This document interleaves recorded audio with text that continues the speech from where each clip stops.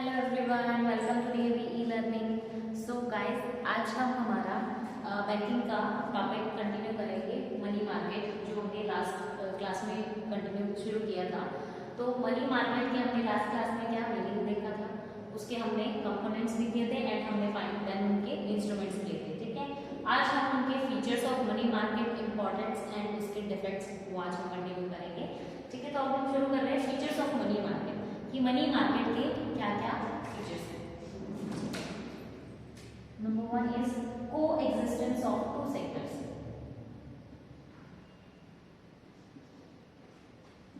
को existence of to sectors. दो sector होते हैं मनी मार्केट के अंदर। मनी मार्केट हैज को existence of distinct sectors. On one side are the banks and financial institutions in the organized sector. हमने दो कंपोनेंट्स पढ़े थे, organised money market and unorganised money market. तो इसलिए हम बोलते हैं कि मनी मार्केट के अंदर दो सेक्टर्स का को एग्जिस्टेंस होता है। एक होता है ऑर्गेनाइज्ड मार्केट एंड एक होता है अनऑर्गेनाइज्ड मार्केट। ठीक है, ऑर्गेनाइज्ड के अंदर हम देखते हैं कि बैंक्स एंड फाइनेंशियल इंस्टीट्यूशंस होते हैं। In the unorganised sector which is under on the one side are the banks and financial institutions in the organized sector which is under the control of RBI, जो कि किसके control में होता है, RBI के control में। and on the other side the unorganized sector जिसपे RBI का कोई कंट्रोल नहीं होता, in which the indigenous bankers and money lenders etc function quite independently। ठीक है, तो यहाँ पे coexistence of two sectors है। पहला हमारा है organised and second one is unorganised. Organise है वो सारा आरबीआई के कंट्रोल में है, अनऑर्गेनाइज्ड आरबीआई के कंट्रोल नहीं है, कोई कंट्रोल नहीं है। इसमें हम indigenous bankers and money lenders include करते हैं, इसमें हम banks and financial institutions include करते हैं। ठीक है, second is lack of cooperation among two sectors.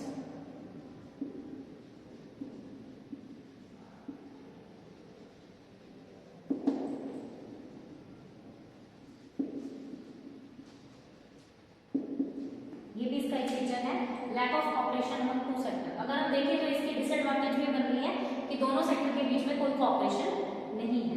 Both market neither have close contact nor they have cooperation, hence interest rates, policies and working system of both the sectors are quite different। दोनों sectors का आपस में कोई contact नहीं है, कोई cooperation नहीं है, इसीलिए इनके बीच में ना ही तो कोई रूल्स एंड रेगुलेशन पॉलिसीज एक जैसी होती हैं, ना ही इनके इंटरेस्ट रेट इक्वल होते हैं, क्योंकि दोनों के बीच में कोई कोऑपरेशन नहीं है, कोई लिंक ही नहीं है, कोई कांटेक्ट ही नहीं बनता।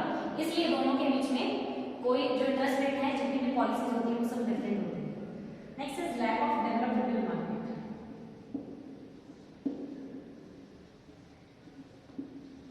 Lack of developed bill market. In spite of several efforts, a developed money market has not been able to flourish in the country. It is the biggest obstacle in the development of a strong money market in the country। कि जितने भी हमारी money market है उसके अंदर अभी तक इतना ज्यादा इसकी डिमांड होने के बावजूद भी इसके अंदर जो है अभी तक बिल मार्केट जो है वो प्रॉपर डेवलप्ड नहीं है, उसकी लैक है, उसकी स्कार्सिटी है। तो बिल मार्केट जो भी है हमारा अभी तक डेवलप नहीं हुआ है, इतनी इंपॉर्टेंस मनी मार्केट की होने के बावजूद। ये काइंड ऑफ इसकी फिर से अगेन लिमिटेशन है। Limited instruments.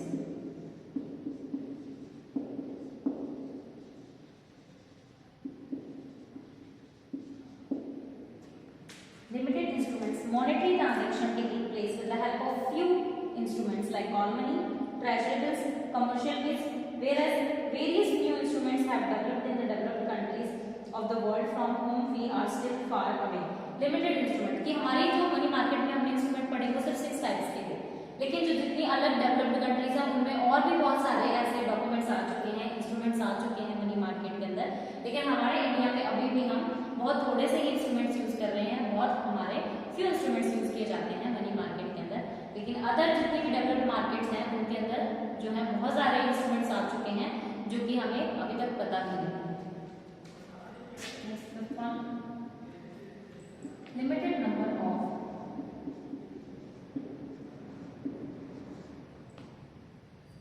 Participants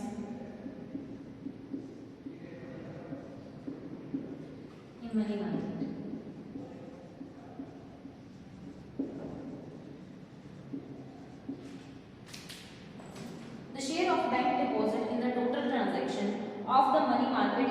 hardly 3 to 4%. The participant in the sale purchase of treasury bills are also very limited. कि जितने भी participants होते हैं मनी मार्केट के अंदर वो ऑलमोस्ट 3 to 4%, हार्डली 3 to 4% ही होगा, इससे ज़्यादा नहीं है। तो जितने भी पार्टिसिपेंट हैं वो बहुत लिमिटेड से हैं और बहुत कम हैं। Slow development of secondary market.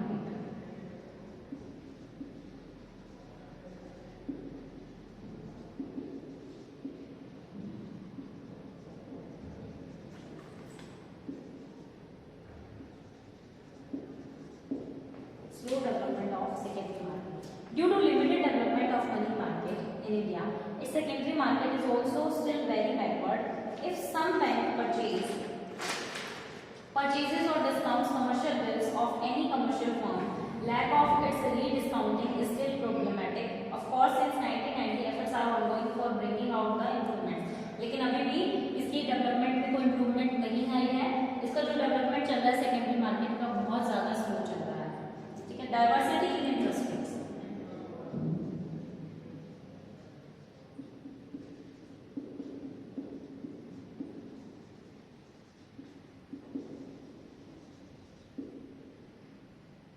Diversity in interest. There is a substantial difference in the interest rate of organized and unorganized sector. वो हमने पहले भी पढ़ा था। इन दोनों की मार्केट, जितने भी मार्केट के जो दोनों सेक्टर हैं दोनों के बीच में इंटरेस्ट रेट के बीच में बहुत डिफरेंस है। There is a substantial difference in the interest rate of organized sector and unorganized sector of money market. Although by effective control of RBI, interest rates are uniform in the organized sector. The interest rates are still very high and uncontrolled in the unorganized market. Organized में क्योंकि RBI का control है इसलिए interest rate जो है वो सारे uniform है हर एक फॉर्म के अंदर, हर एक बैंक एंड इंस्टीट्यूशन के अंदर। लेकिन अनऑर्गेनाइज में आरबीआई का कंट्रोल नहीं है, इसलिए वहां पे हर जगह इंटरेस्ट रेट जो है जितनी भी अनऑर्गेनाइज मार्केट है सब जगह अलग अलग ही मिलेगा। Next is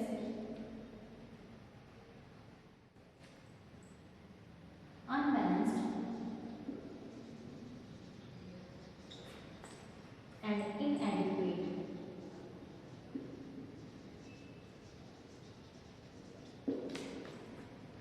development of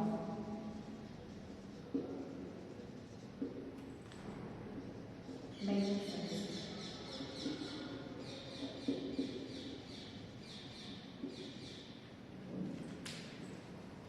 Unbalanced and inadequate development of banking services is also a major characteristic of Indian money market, which has been an obstacle in development of the strong money market after nationalization. Situation has improved, but not that much. कि अभी तक जितनी भी हमारी banking services हैं वो सारी unbalance हैं, इनएडिक्वेट हैं।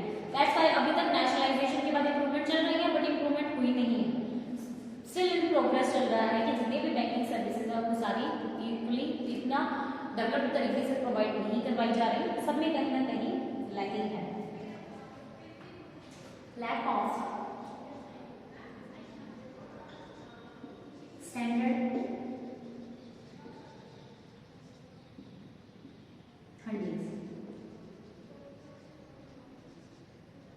अब हंडीज का अलग सा नेम है, lack of standard hundis. Hundis होती है condition before giving money.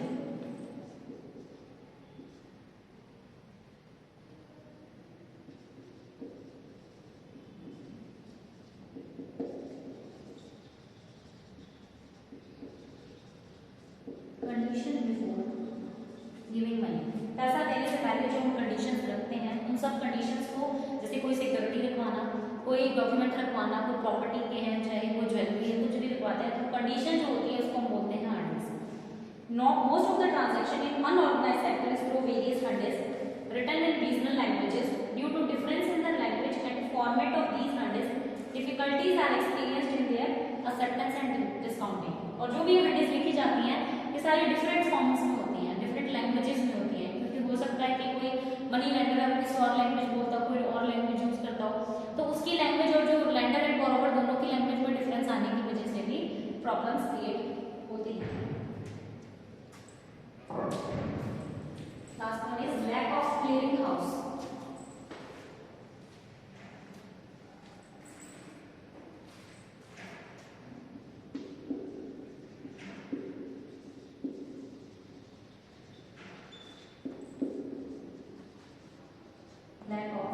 Clearing house.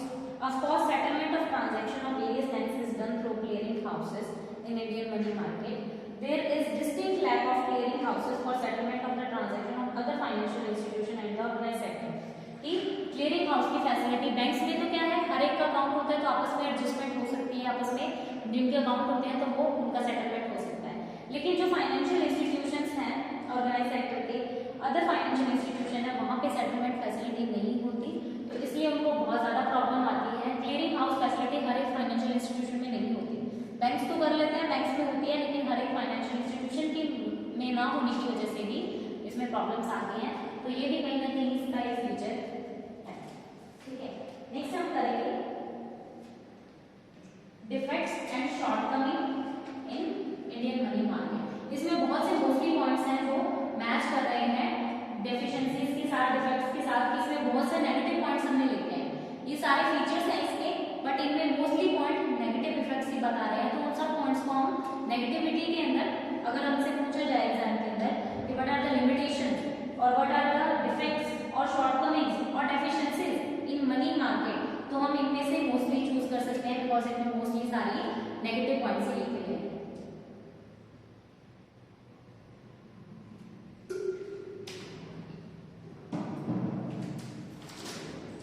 Lack of clearing house, lack of cooperation among two sector, lack of development in market, limited instruments, limited number of participants, slow development, diversity interest rate में भी difficulties face करनी पड़ती है, unbalanced and inadequate development of banking services and lack of standard monies.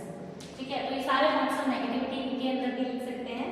तो इन सारे lack of mutual cooperation, lack of cooperation among two sectors, diversity of interest rate ये हमने यहाँ पढ़ा, lack of developed in market ये भी इसके अंदर इंक्लूडेड है, unbalanced and insufficient development of banking services ये भी हमने पढ़ लिया, lack of special financial institutions. Next हम करते हैं इसके limitations.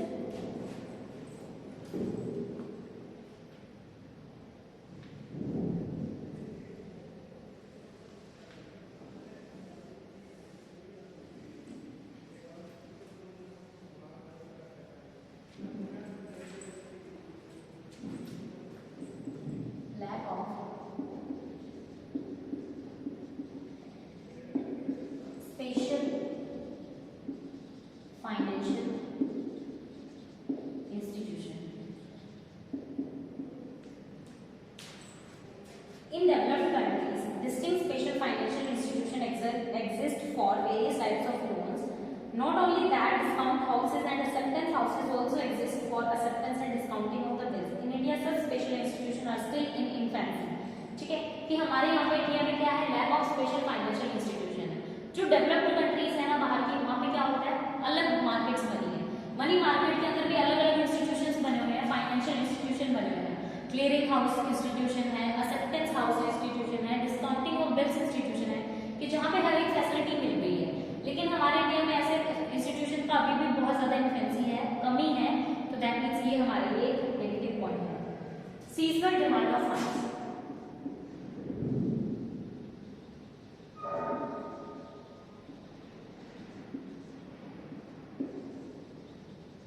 Seasonal demand of funds. Indian economy is agriculture dominated economy. सबको पता है कि इंडियन इकोनॉमी क्या है, एक एग्रीकल्चर डोमिनेटेड इकोनॉमी है. Hence demand of loans in the money market increases और डिक्लाइंस विद द सक्सेस और failure of agriculture sector period from October to May is considered to be a busy season. In this season, demand for short-term loans increases and hence the interest rates are also high. During remaining stack period, demand for short-term credit remains low and uncertain. Seasonal demand. हमारा India जो है वो agriculture based economy है. तो agriculture में क्या होता है, सीजनिंग क्रॉप्स होती हैं. तो मई टू अक्टूबर का जो सीजन होता है उसमें बहुत ज्यादा जो गेहूं है बोए जाते हैं. तो हमारे इंडिया में मोस्टली जो क्रॉप्स उगाई जाती हैं वो सारी मई टू अक्टूबर के सीजन में ही बोई जाती है, उनकी सीडिंग की जाती है. तो सीड्स के लिए, पेस्टिसाइड्स के लिए, ये सब चीज़ों के लिए कोई हमें एग्रीकल्चर के अंदर इरिगेशन फैसिलिटी लगानी है, स्प्रिंकलिंग सिस्टम कुछ भी करना है, ट्यूबवेल्स लगाने हैं, पाइप सिस्टम करना है, तो उन सब के लिए पैसे चाहिए, मनी चाहिए. तो उस सीजन के अंदर जब फसलें बोने का टाइम आता है तो उस सीजन में हमें पैसे चाहिए. जो फार्मर्स होते हैं उनको नीड होती है पैसे की, तो इसलिए शॉर्ट टर्म फाइनेंस की जो है वो नीड बढ़ जाती है, तो उस टाइम क्या होगा, इंटरेस्ट रेट्स भी बहुत हाई हो जाएंगे। लेकिन जो बाकी का टाइम पीरियड बचता है, जिन सीजन में फसलें उग रही हैं या काटने का टाइम आ जाता है, तो उस टाइम पे हमें इतने पैसे की नीड नहीं होती, तो इंटरेस्ट रेट ऑटोमेटिकली कम हो जाते हैं। तो सीजनल डिमांड की वजह से भी यहाँ पे इंटरेस्ट रेट में बहुत चेंजेस आते हैं। Dominance of indigenous bankers, 12 point, dominance of indigenous bankers, that means यहाँ पे अनऑर्गेनाइज्ड सेक्टर की बात हो रही है। Even now in rural areas of the country where real India resides, loan transactions are basically dominated by various categories of indigenous bankers and control of RBI over them is quite nominal. बिल्कुल भी नहीं है, nominal सा rule है RBI का यहाँ पे। तो जितने भी इंडिजीनियस बैंकर्स हैं, स्पेशली जो हमारी मोस्टली हमारे इंडियंस कहाँ रहते हैं, सारे रूरल एरियाज में रहते हैं, विलेजेस में रहते हैं, तो वहां पे चलती किसकी है, इंडिजीनियस बैंकर्स की। अनऑर्गेनाइज्ड सेक्टर चलता है मार्केट विलेजेस में सारा, क्योंकि वहां पे लोग इतने पढ़े लिखे नहीं है, वो हर किसी की बातों में जल्दी से आ जाते हैं। तो बैंक के पास जाने की बजाय, डॉक्यूमेंट्स के इतना मत्था मारने की बजाय, वो सीधा एक इंडिजीनियस बैंकर के पास जाते हैं, लेंडर के पास जाते हैं, मनी लेंडर के पास, एंड वहां से लोन ले लेते हैं। वहां पे इंटरेस्ट रेट भी बहुत हाई होते हैं, उनका डोमिनेंस होने की वजह से वो अपना पावर चलाते हैं वहां पे। तो ये भी काइंड ऑफ एक नेगेटिव पॉइंट है अनऑर्गेनाइज्ड सेक्टर का। तो ये थे हमारे लिमिटेशंस, या कह सकते हैं negative points, defects, shortcoming, deficiencies of money market. अब हम करेंगे importance of money market and then हमारा मनी मार्केट टॉपिक खत्म। ओके, इतना सा टॉपिक लेफ्ट रहता है हमारा, इंपॉर्टेंस ऑफ मनी मार्केट। पहले हमने फीचर्स किए, नाउ हमने ड्रॉबैक्स की इसकी, एंड अब हम करेंगे importance.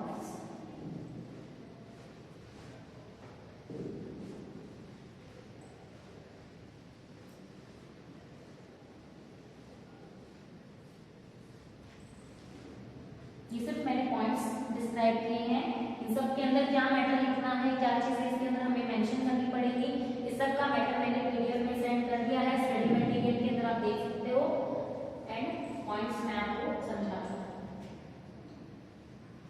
Next, importance of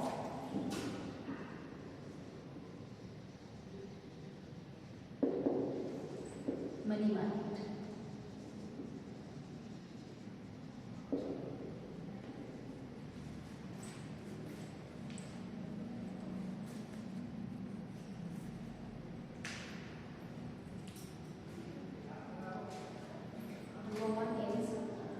Finance for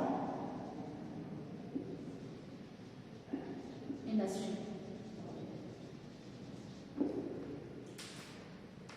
The industries of the country get sufficient supply of short-term capital through finance bills and commercial bills due to existence of organized and developed money market in the country.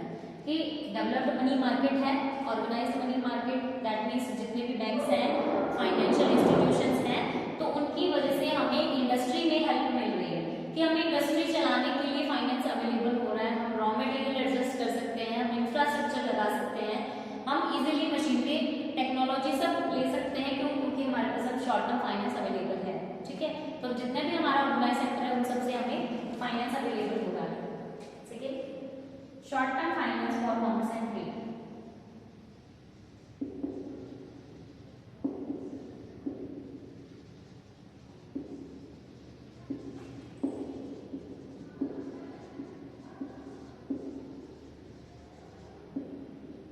Short-term finance for commerce and trade.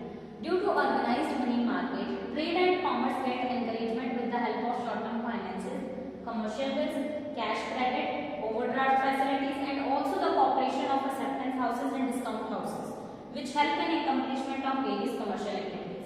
जितना भी commerce and trade के अंदर हमें need पड़ती है, हमें discounting list की facility मिल रही है, हमें ओवरड्राफ्ट फैसिलिटीज मिल रही है, हमें एक्सेप्टिंग हाउसेज, डिस्काउंटिंग हाउसेज भी प्रोवाइड करवाए जा रहे हैं मनी मार्केट के अंदर, जो कि हमें इंकरेज करते हैं ताकि हम कॉमर्स एंड ट्रेड को आगे एनकरेजमेंट मिलती है कि ताकि हम कॉमर्स एंड ट्रेड को आगे बढ़ा सकें। हमें फाइनेंस मिल रहा है, हमें सब कुछ चीज़ें अवेलेबल हो रही है, हमें इतना कहीं डिफिकल्टीज नहीं फेस करनी पड़ रही because of short term money market, तो हमें सारी चीज़ें प्रॉपरली अवेलेबल हो रही है। मेनली हमें फाइनेंस अवेलेबल होगा। Investment of short term funds,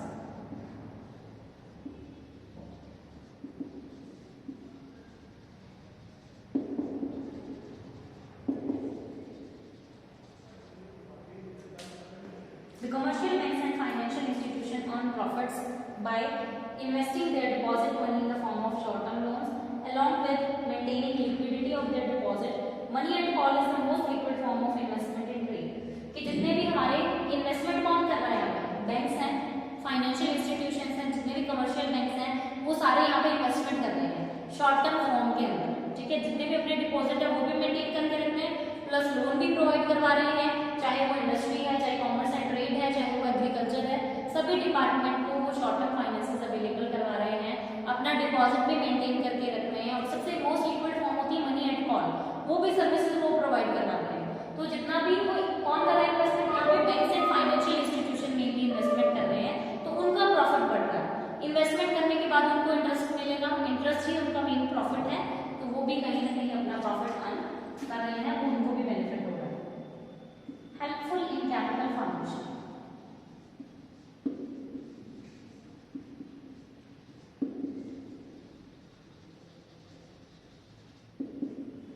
helpful in capital formation. Money market plays an important role in channelizing the surplus funds and saving for productive purposes. People get encouragement for deposits of small saving and appropriate bills and securities become available for investment of saving and surplus fund. Capital formation में हमें help मिल रही है। Capital formation में market में पैसा आना, economy के अंदर पैसा आना डेवलपमेंट एक्टिविटीज के लिए, उसको हम बोलते हैं कैपिटल फॉर्मेशन। और वो कैपिटल फॉर्मेशन कहाँ से जनरेट होती है, लोगों की सेविंग से। लोगों के पास इनकम आती है, वो इनकम को सेव करते हैं, कुछ कंज्यूम कर लेते हैं, कुछ वो सेव करते हैं। सेव की हुई इन्वेस्टमेंट सेविंग्स जो होती है वो कहाँ जाती है, इन्वेस्टमेंट में, और वो इन्वेस्टमेंट किसका फॉर्म लेती है, कैपिटल फॉर्मेशन। तो यही कैपिटल फॉर्मेशन हमारी इकोनॉमी में जा रही है ताकि हमारी डेवलपमेंट एक्टिविटीज इंक्रीज हो सके, ठीक है। नॉर्मल पीपल इनकम जनरेट करते हैं, कुछ वो कंजम्पशन में इंक्लूड कर लेते हैं, कुछ पैसा उनका सेविंग्स में जाता है। जो सेविंग है वो लिक्विड फॉर्म में हर कोई नहीं रखता, वो इन्वेस्टमेंट कर देते हैं, इन्वेस्ट कर देते हैं। इन्वेस्टमेंट ही हमारी आगे जाके कैपिटल फॉर्मेशन बनती है। तो दैट मींस हमारी जो मनी मार्केट है वो कैपिटल फॉर्मेशन में भी हेल्पफुल है। Next, regional distribution of financial resources. Regional distribution of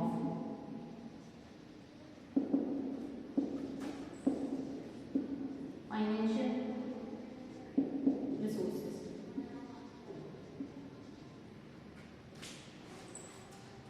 Money market is helpful in regional distribution of financial resources because due to difference in interest rate in different areas, the banks or financial institutions transfer their funds to areas where interest rates are high, and ultimately the tendency of equality in interest rate is considered to be indicative equal distribution.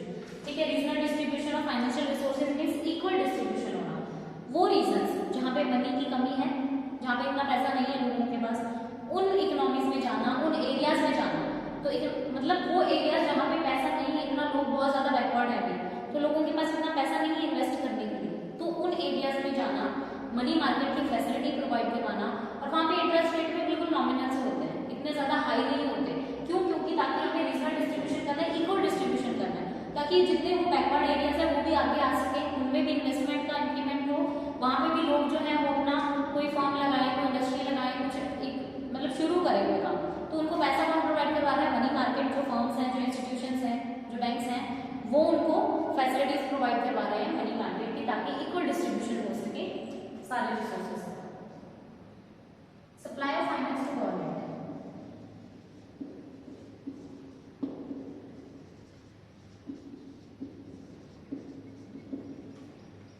Due to organized and developed money market, the government also be able to get sufficient funds from the banks to meet its short-term financial requirement. By sale of treasury bills, and banks also earn income in the process of also fulfill their objective for maintaining liquidity. जो government है उसको भी help provide करवा रहा है, जो banks हैं, जो इंस्टीट्यूशंस हैं, आरबीआई है, वो गवर्नमेंट को भी हेल्प प्रोवाइड करवा रही है in the form of treasury bill. जो मनी मार्केट है उसका एक हमने इंस्ट्रूमेंट पढ़ा था, ट्रेजरी बिल, जो कि कौन किसके बिहाफ पे इशू होता है, गवर्नमेंट के बिहाफ पे। गवर्नमेंट के नाम पे इशू होता है। और कौन इशू करता है? आरबीआई इशू करता है। तो जब भी गवर्नमेंट को जरूरत पड़ती है पैसों की, तो वो शॉर्ट टर्म मार्केट के अंदर जाते हैं, शॉर्ट टर्म बेसिस पे जो उनको लोन लेना था वो ट्रेजरी बिल सेल आउट करके देते हैं। वो ट्रेजरी बिल अपने बेच देंगे मार्केट के अंदर एंड वहां से पैसा उठा लेंगे। ठीक है, तो वो ट्रेजरी बिल के थ्रू ना शॉर्ट टर्म फाइनेंसेस जो है गवर्नमेंट अरेंज करती है। Next is mobility of funds.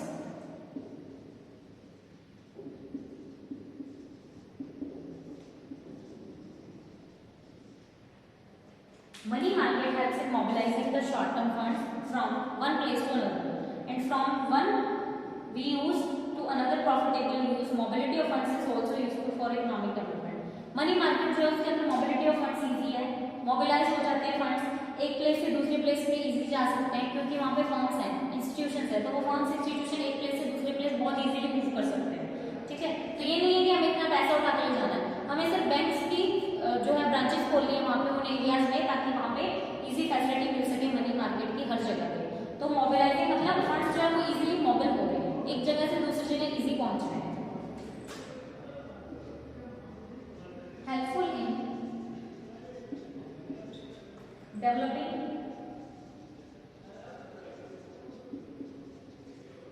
Close relationship between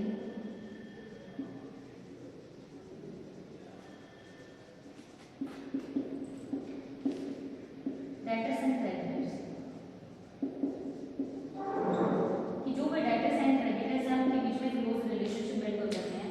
the main function of the money market is to bring the lender and borrower of the short term funds in close touch and relationship. ठीक है, एक market ऐसे place जहाँ पे debtor and creditor दोनों available होते हैं, buyer and seller दोनों होंगे, परचेजर एंड सेलर दोनों वहाँ पे अवेलेबल होंगे, तो दोनों के बीच में close contact close relationship build होता है।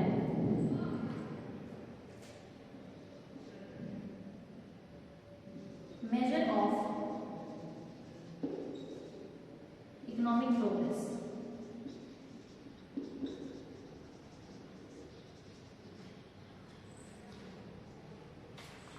Measure of economic progress. An organized and developed money market is the measure of economic progress for the entire economy. By adequate supply of short-term finance in the economy, industrial and business development flourish well. कि जितना भी economic progress हो रहा है हम उसको easily measurement कर पाएंगे, देख पाएंगे कि सच में प्रोग्रेस हो रहा है। हम फाइनेंस इंडस्ट्री को दे रहे हैं, कॉमर्स को दे रहे हैं, ट्रेड को दे रहे हैं, एग्रीकल्चर को दे रहे हैं, दैट मीन्स हर एक सेक्टर के अंदर इकोनॉमिक प्रोग्रेस होने वाला है। ठीक है, तो उस प्रोग्रेस को हम इजीली मेजर कर सकते हैं, देख सकते हैं, तो ये भी एक इसका बेनिफिट है। Next, helpful in implementation of